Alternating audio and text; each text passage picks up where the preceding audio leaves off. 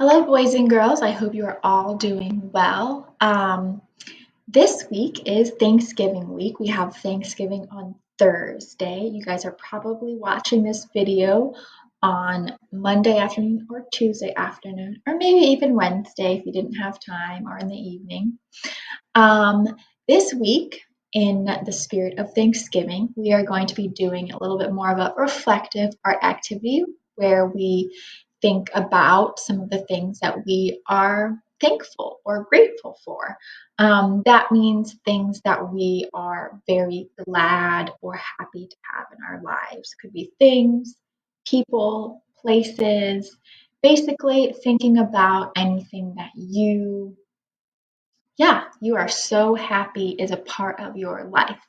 And just celebrating some things that are going well in your life and you're like excited about all the time.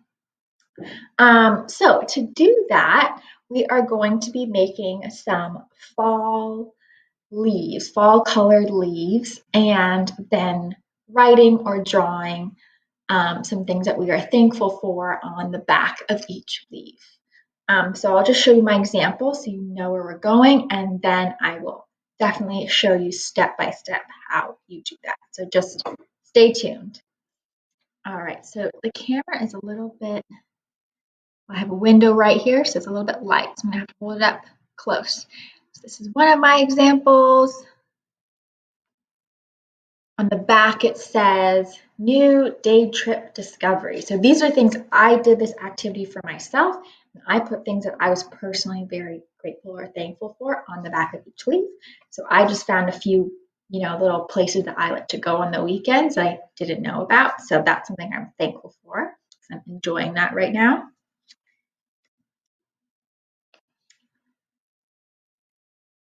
Another one I did, and notice, I'll teach you how to do this, but notice how I really blended my colors on the leaves. That's something that we're going to learn. This is an oak tree leaf. On the back of this one, it says, my friends and coworkers at ISL. I wrote it out and I drew little apples to represent teachers. A symbol is just like a small drawing that represents something. So you can do, if you don't know how to write out in words what you're grateful for, you can just draw a symbol, something small, a small drawing that represents the thing that you're thankful for. Or if you have an adult at home that wants to help you write, do that. This says my local art supply store. I love to go there and be thankful that they exist. I just like to go there and browse and look at new things. That makes me happy. This one you guys will love. The back of this leaf says, my students who brighten my day with their cute smiles, even under their masks. Okay, last example I'm going to show you right now. This one says, I'm grateful for sunshine that makes the world more bright and colorful. I love sunny days. That always makes me feel better. Okay, so those are my examples. Before I show you exactly how we color them in, I want to just bring you through Google Images of fall leaves, so you guys can get an idea of just how many colors happen when it's fall. So you guys can probably already see behind my image, I already pulled up Google Images of fall leaves. You guys can do that search as well. If you want to just type in your Google bar, fall leaves, you'll be able to see lots of images.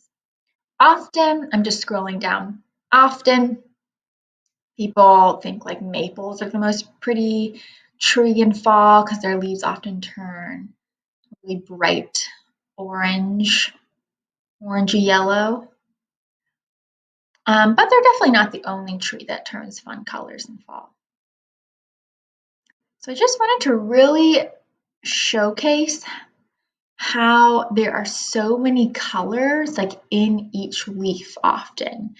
And this is what I want you guys to try and do on your leaf. So I want it to be more than just like coloring in the lines. I want it to be more like, yeah, practicing your blending, adding in some colorful detail, layering colors, all of that. So this hopefully will give you some ideas for what really, when you look up close to leaves, what they look like in fall and just how many colors they have. So look at that. The bottom is yellow, and the tip turns red. This one around the veins of the leaf, it's yellow, and then it's red around it. Look at all those colors. There's even like some purple in some of these maple leaves. Super cool. And some speckles in that one.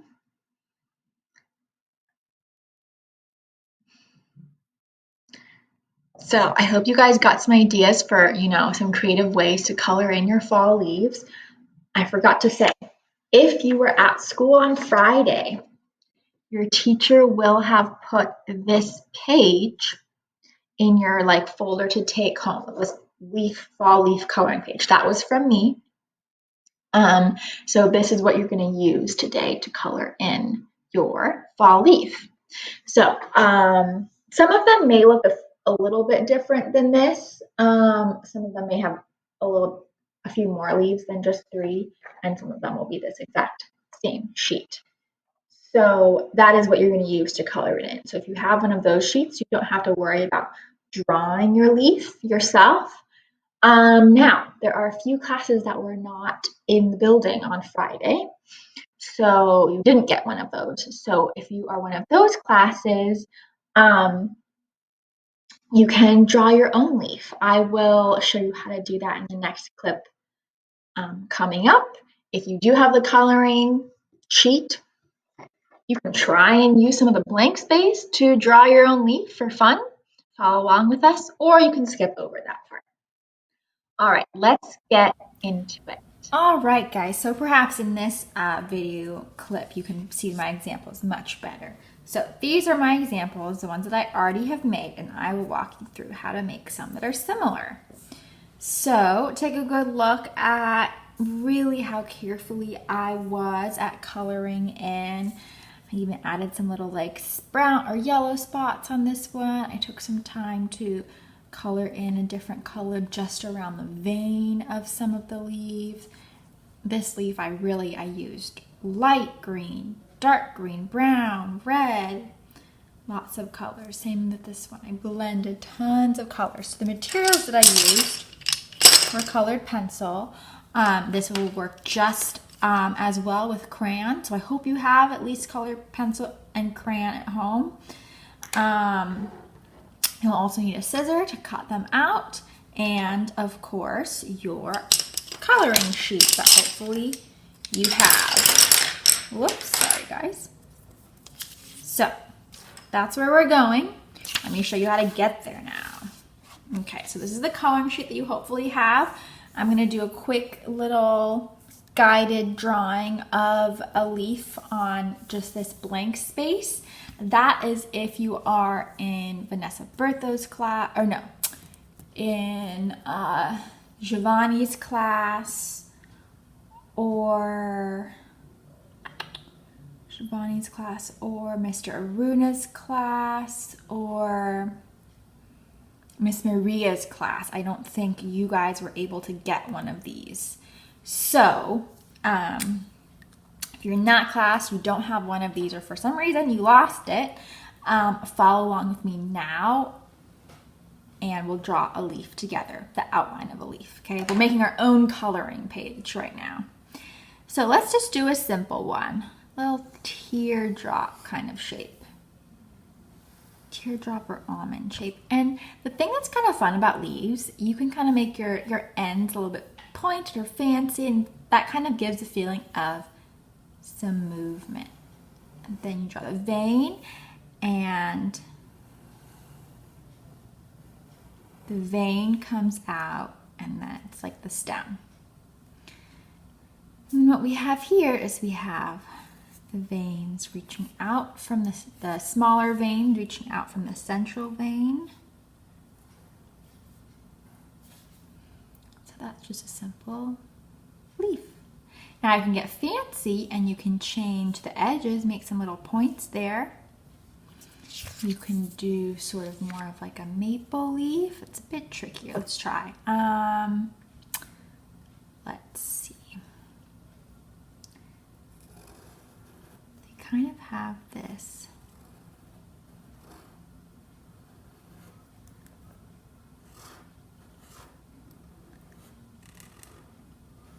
Three-pointed like shape. Let's see, where am I going with this? 1, 2, 3.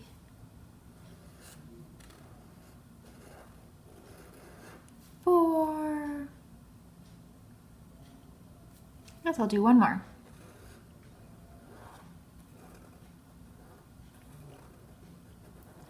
We're ending with the stem. That was just a free-handed one. Didn't really know where I was going. Wasn't really looking at a leaf. One thing that you can do, if you have leaves that you can go outside and look at, I would totally recommend that. You can go outside and look at some leaves and then take them inside with you to actually really look and see, look closely at their shape. That will probably help a lot with this project. Okay, so there's my maple leaf. It's, you know, it's all right. Not the best, but yeah. Oops. I think you still saw that. Okay, so now we're going into the coloring part. I'm just gonna do one, otherwise I think the video will be too long, 1 or 2. Let's do this leaf. So we started practicing this technique in most of my classes, I believe, and that is really how to use your colored pencil or crayon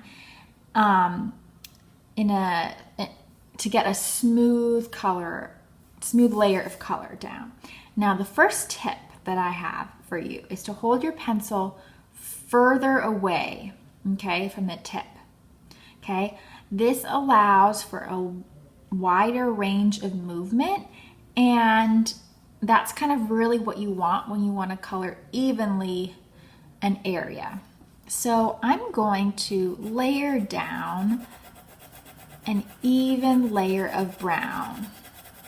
And then we'll go from there and start blending in and adding some more colors, right? Because we know we have fall leaves. So it's not just one color. We want to make it interesting. We want to add some more color. But we got to start somewhere. So we're going to start with brown, a nice even layer of brown. So see how I'm doing large strokes with my pencil? And you can do the same thing with crayon. And I'm really not pressing hard at all. So I'm just going back and forth. And this technique really prevents it from looking scribbly, and it prevents you from having like large like gaps everywhere that have white and no color.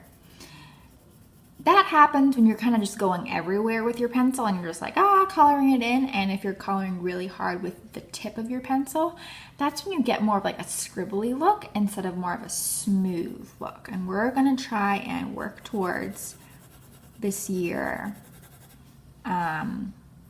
smooth coloring jobs. So things might get a little bit tricky when you get into like the edge or the corner of some place. You can switch the orientation of your hand and your stroke if that makes it easier. First tip to when you get to the edge is slow down. That's the first easy tip to remember when you get to the edge of a shape is just slow down, okay? I mean, in this case, it's not the end of the world if you do go outside the edge because you're gonna cut it out after, but it's just good practice in general. So slow down is like the #1 tip. Broad strokes and slowing down and not pressing too hard, going in light layers. Another technique I could show you is called scumbling. Scumbling is when you kind of just do lots of like, again, not pressing hard, but you do lots of like little like circles. Sometimes that is a good technique when you're getting close to the edge of something.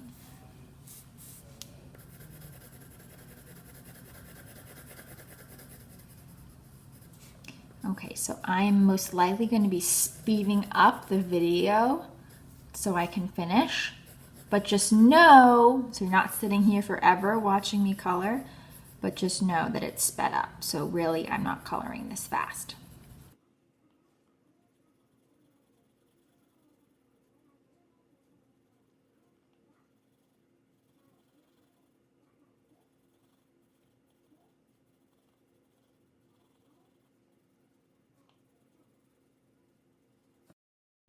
Okay, so now I'm gonna change directions. I can kind of tell when I look at this that the direction of my pencil was this way. So I like to go over it in the opposite direction. You can even just change your paper orientation. And that way your hand is more comfortably coloring. So when you go over it in multiple directions, then the lines start to go away, which is what we want. We don't want it to look like pencil lines, we just want it to look like the color, in this case, brown.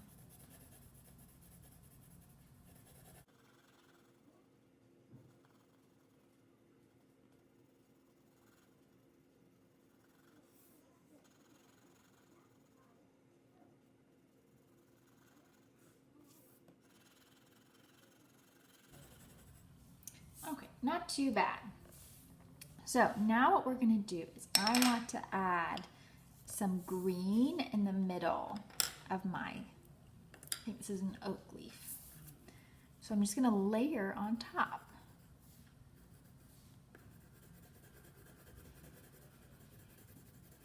And I'm gonna try to sort of like fade out the color as it gets away from the middle vein of the leaf.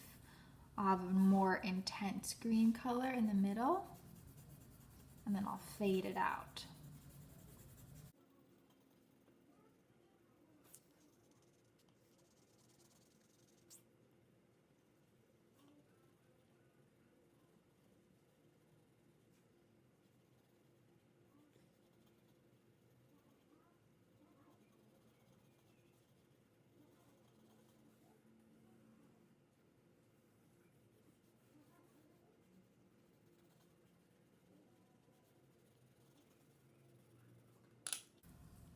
Now I'm gonna add some dark green, see how that looks. It's all about adding lots of layers of different colors. That's kind of what gives this cool fall leaf, like tie-dye leaf effect almost.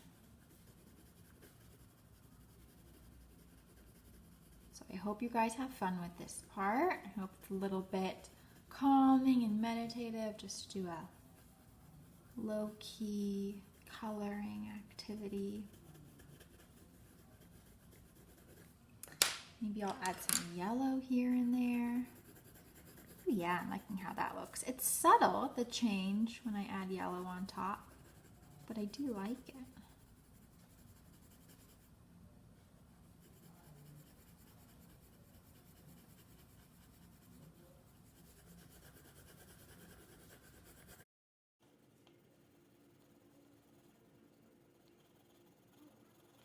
Okay, now the last thing I'm gonna do is, I like the look of coloring things darker around the edge. I think that really makes it look nice and polished and finished. So I'm gonna go around the edge and color it darker with my brown. So now I am pressing kind of hard.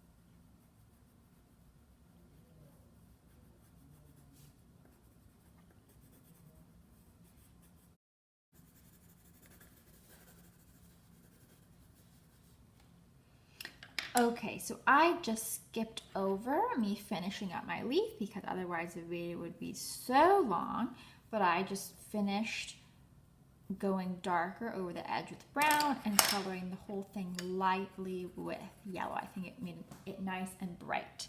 So next step, well, for you guys, you were to do all of your leaves, at least 3, I think, and then cut out. Now, I think this is a really good opportunity to practice your cutting with these leaves because there's lots of humps and bumps to practice like these curves with, cutting curves. So, turning my paper. I've done this demo before, but I guess it can't hurt. So I'm really slowly slowly closing my scissor blade as I turn the paper so that it goes around the curve. Again, the number 1 tip for this, same as coloring, would be to go slow. Remember, cutting is easy. You can do it. All it is following the line, but you can't rush it.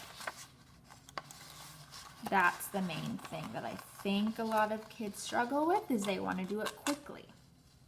Problem is, it's just not something that you can do quickly. You have to take it slow. Otherwise, it's just not going to look good.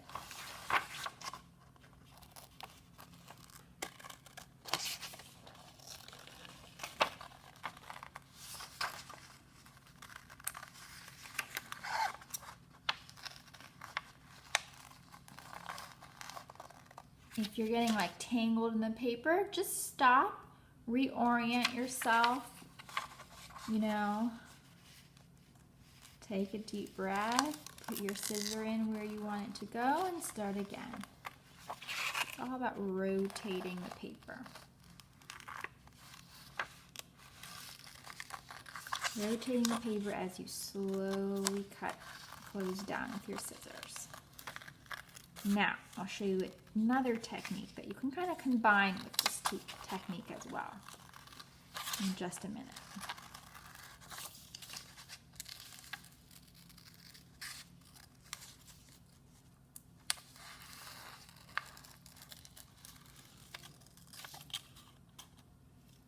Okay, cut out my oak tree leaf. Now, I'll do another one that I haven't cut, okay?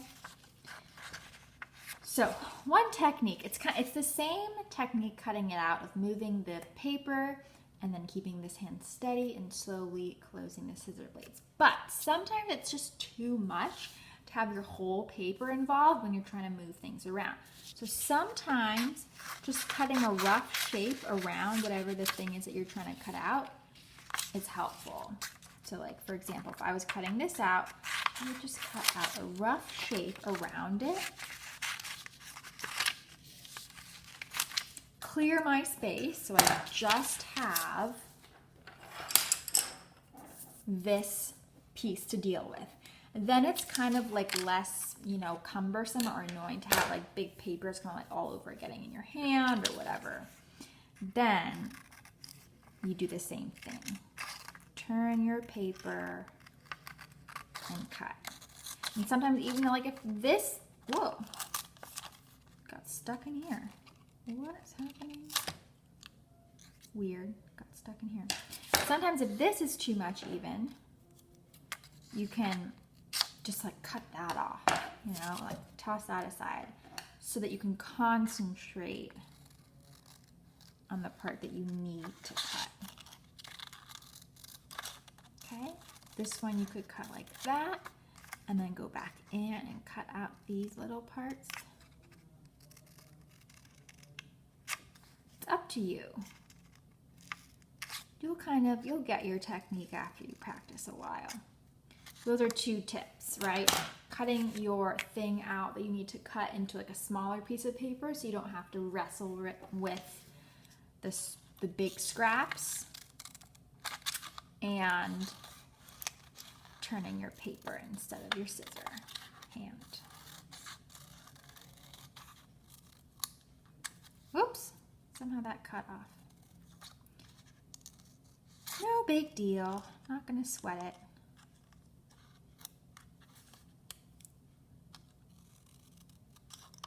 So this time I'm going with the technique of cutting out my details after. Okay, so after you've colored and cut all of your leaves, the next step is to write or draw what you're thankful for on the back. And then you'll have a nice little collection of fall gratitude leaves. I'm going to leave a link just below this video on my website of the read aloud, of a YouTube read aloud video of the book Thankful that I think is really nice. So go ahead and watch that one as well, especially if you're having trouble coming up with ideas for things you are thankful for. Hope you enjoyed, and I will see you after Thanksgiving.